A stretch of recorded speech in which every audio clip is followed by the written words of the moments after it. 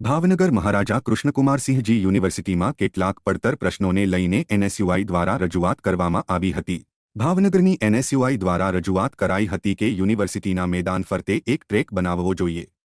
આ સાથે પીવાના પાણી માટે કુલર મૂકવું, મુખ્ય કાર્યાલય પાસે પ્રવેશ દ્વાર બનાવવો, હોસ્ટેલમાં રહેતા વિદ્યાર્થીઓને પડતી અગવડતાઓ દૂર કરવી, વોલીબોલ ગ્રાઉન્ડને નવું બનાવવું, જીમના સાધનો હાલ ધૂળ ખાઈ રહ્યા છે તે જીમને પુનઃ શરૂ કરવું જેવા પ્રશ્નોને લઈને રજૂઆત કરવામાં આવી હતી। આટલા બધા એક ભાઈ જતનભાઈ કુલરનું જો સાહેબે કહી દીધું છે બે નો બરોબર એક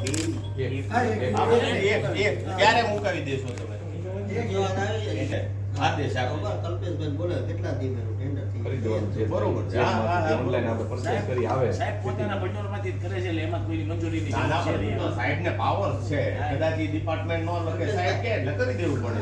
સાહેબ બાબતો છે ને ઈ યુનિવર્સિટીના હિતની એમ વાતો કરીએ છીએ આમાં ક્યાંય અમારો પર્સનલ કે કોઈ વિદ્યાર્થી મેનાવનો અંગત સ્વાર્થ નથી આપણે કોઈ વસ્તુ